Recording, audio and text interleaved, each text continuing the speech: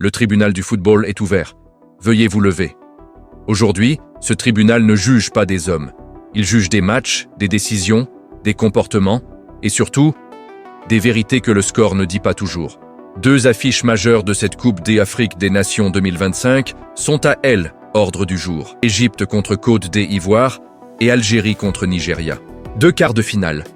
Deux nations éliminées. Deux nations qualifiées. Mais une seule question.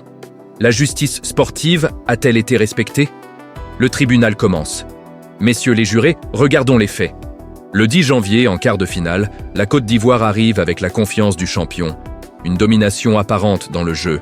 72% de possession de balle. Mais le football ne se juge pas à la possession. Il se juge à l'efficacité, à la lucidité, au sang-froid. L'Égypte, elle, a joué un football de survie intelligente. Un bloc discipliné, des transitions rapides et une exploitation maximale des erreurs ivoiriennes. La Côte d'Ivoire, de son côté, a poussé, tenté, dominé, mais elle a très mal géré les moments clés. Quels sont les tournants du match?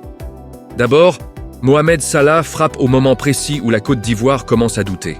Ensuite, la défense ivoirienne, pourtant si solide sur l'ensemble du tournoi, se fissure complètement sous la pression égyptienne. Et enfin, ce but de Guela Doué à la 73e minute, qui ramène le score à 3-2, relance l'espoir. Mais il arrive trop tard.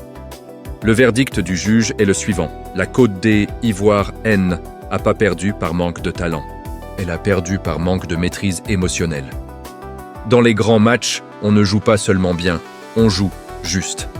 Le tribunal rend donc son verdict, qualification méritée de l'Égypte et élimination douloureuse mais logique de la Côte d'Ivoire. Le tenant du titre quitte la compétition. Le tribunal prend note. Passons à la deuxième affaire. Algérie 0, Nigeria 2. Une victoire nette, mais une fin chaotique.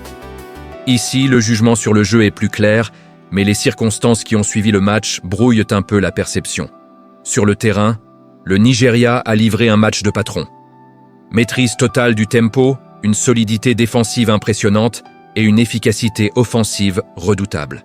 L'Algérie a essayé, elle a résisté, mais elle n'a jamais vraiment semblé en mesure de dominer cette rencontre. Le score est sans appel, 0-2. Mais, et c'est là où le tribunal doit intervenir, le football ne s'arrête pas toujours au coup de sifflet final.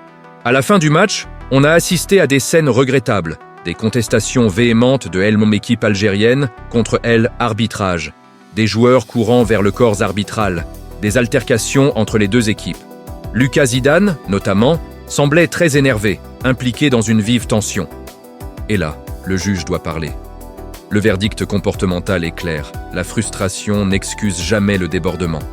Le football africain, dans son ensemble, doit gagner en maturité émotionnelle. Même si l'arbitrage est contesté, les faits sont là. Le Nigeria a gagné sur le terrain et l'Algérie a perdu dans le jeu. Le verdict est donc le suivant.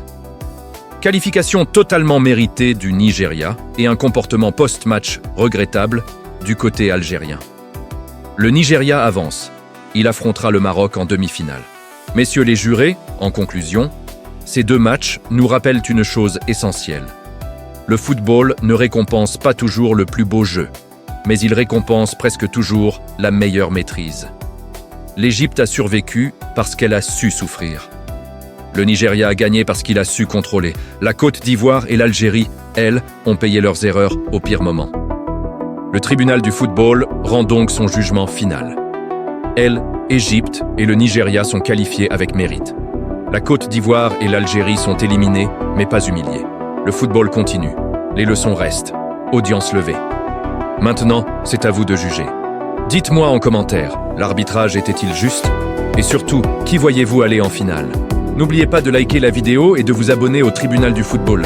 Ici, on juge avec la tête et avec le cœur. Merci à tous.